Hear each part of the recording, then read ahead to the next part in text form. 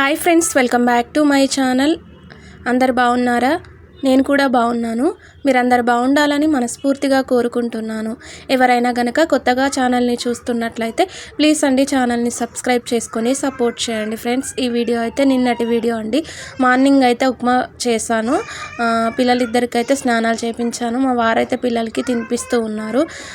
చూడండి, చిటి పాపలు ఇద్దరు చక్కగా కూర్చొని తింటూ ఉన్నారు. నిన్న సండే కదా, చర్చ్కి అయితే వెళ్ళాము.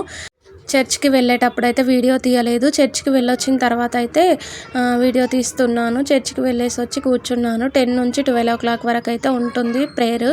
వెళ్ళేసి అయితే వచ్చాము. చిట్టి పాప చూడండి చక్కగా నా దగ్గర కూర్చొని ఆడుకుంటూ ఉంది. మా పెద్ద పాప, మా వారైతే చికెన్ తీసుకురావడానికి వెళ్ళారు. చికెన్ లివర్ తీసుకొని రమ్మన్నాను. చాలా రోజులు అవుతుంది చికెన్ లివర్ తినక అనేసి అదైతే తీసుకొస్తూ ఉన్నారు. మా వారు, మా పెద్ద పాప తీసుకొచ్చారు. చూడండి, మా చిట్టి పాప అయితే చెప్తూ ఉంది, ఏం తీసుకొచ్చారా చిట్టి తల్లి అంటే. నిన్సి తల్లి, ఎక్కడికి వెళ్ళిండు నాన్న? నువ్వు చికెన్ తీసుకొచ్చిరా? చూపించు. చికెన్ లివర్ తీసుకొచ్చారు. ఇప్పుడు అదైతే కర్రీ చేయాలి నేను.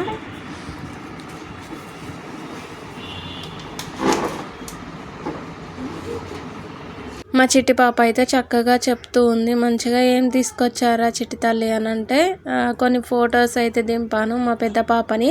అక్కడ నిల్చో అంటే మొత్తం చీకటిగానే వచ్చింది, సరిగా అయితే రాలేదు.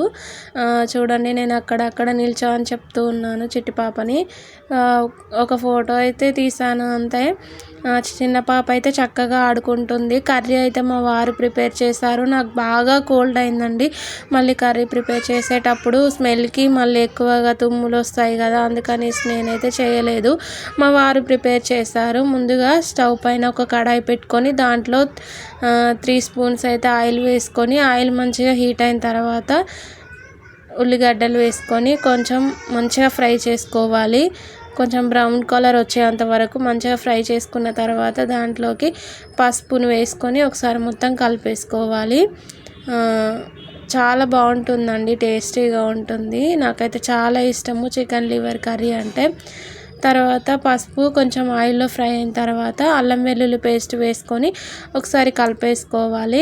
ఆనియన్స్ మంచిగా చూడండి బ్రౌన్ కలర్లో మంచిగా ఫ్రై అయ్యాయి. తర్వాత దాంట్లో టమాటా వేసుకోవాలి. ఒక టమాటా అయితే యాడ్ చేశారు, ఒక పెద్ద టమాటో.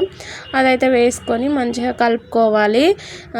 చికెన్ లివర్ వేయకముందే టమాటాలు వేసుకొని ఆయిల్లో ఫ్రై చేసుకోవాలి. అప్పుడే మంచిగా టమాటాలు ఆయిల్లో ఫ్రై అవుతాయి. కొంచెం ఆయిల్లో ఫ్రై అయిన తర్వాత టమాటాలు, తర్వాత కారము, ధనియా పౌడరు, మసాలా, సాల్ట్ అన్నీ కూడా వేసుకొని ఒకసారి కలిపేసుకొని మూత పెట్టుకొని ఒక 5 నిమిషాల పాటు అయితే మంచిగా కుక్ చేసుకోవాలి.